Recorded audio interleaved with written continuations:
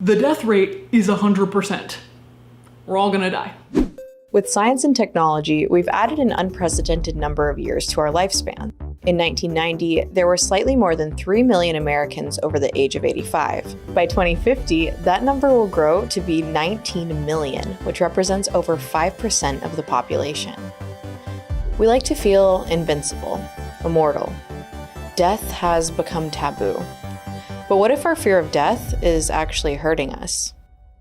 It's not that you can't find death everywhere. You find it in the news, you find it on the internet, you find it in cartoons, you find it in crime shows. It's absolutely everywhere, and it shows how obsessed we are underneath the surface subconsciously with our own mortality. But I think we should bring it out into the open. Subconscious fear of death drives us in negative ways, whereas open fear of death or open acknowledgement of our own deaths can help us in positive ways.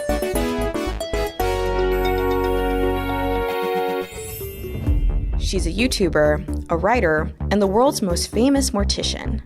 Caitlin Doty, better known as Ask a Mortician, wants to expose our fear of death. If you've never seen one of my videos before and just Googled, "Is cremation right for me?" Hi, hello, welcome. Don't worry, I'm actually pretty good at this. I saw a death when I was really young, about 8 years old. A small child fell off a high balcony and I saw her body hit the ground.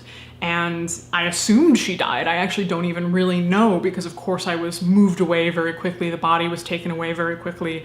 And because of that, I never really got the chance to face all of the intense feelings I was having about the death. And I think a lot of my advocacy now as an adult is to make death easier for younger people, because we don't have the conversation, we don't have the ability to talk about it. And it's necessary, it's gonna happen to us all. So how do we have the tools to have open, honest, even humorous conversations about our deaths? While the cultural mindset is that death is something terrible to be avoided, in recent years, a new social and philosophical movement has taken shape. It's called the Death Positive Movement, and it all started with a tweet.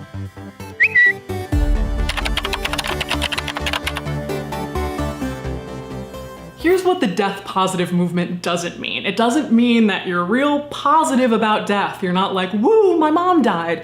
Not what it means. Death positive is saying it's okay to be interested in death. So being death positive is saying, hey, we want to improve our culture. We want to have more eco-friendly death practices. We want to have better conversations around death, and nobody has to hide that. Also part of the movement, death cafes, a place where strangers gather to talk about death and dying, are popping up across the country. Created in 2004 by Swiss sociologist and anthropologist Bernard Kretaz, the concept has been popularized by John Underwood, who held the first death cafe in London in 2011. Since then, over 6,000 death cafes have been held worldwide. We're going to go around this way. And I know last week we had talked a bit about possibly talking about afterlife. Do I really, want to stop and be in the moment, which I try to be every day, but that I would like to be able to celebrate the end of my life doing exactly what I would like to do with the people that I want to do and not be caught up in a lot of things that we get caught in with society and careers and just life in general. So I'm glad to be here. I have to tell you, this just gave me chills, is that we can keep people alive for a really long time. But being kept alive and living are two different things, and it's really up to you to decide what's important to you. Last June, I had a funeral. I gave myself a funeral, which was a funeral while I was still alive. And over 100 people came. We had a lot of fun. I had a full-size, biodegradable cardboard coffin that people decorated, and I wanted to be able to talk about death and dying and let people know we can talk about it. Thank you. Thank you. Interest in death positivity is on the rise, and the movement has even taken over video games.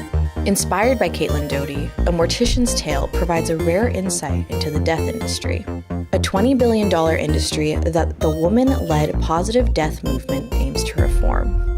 The last 100 years or so, death has been taken over by men. It's become a consumerist thing. It's become capitalistic. It's become, we'll take your body and then we'll charge you for these services. Whereas 100, 150 years ago, women were taking care of the body in the home.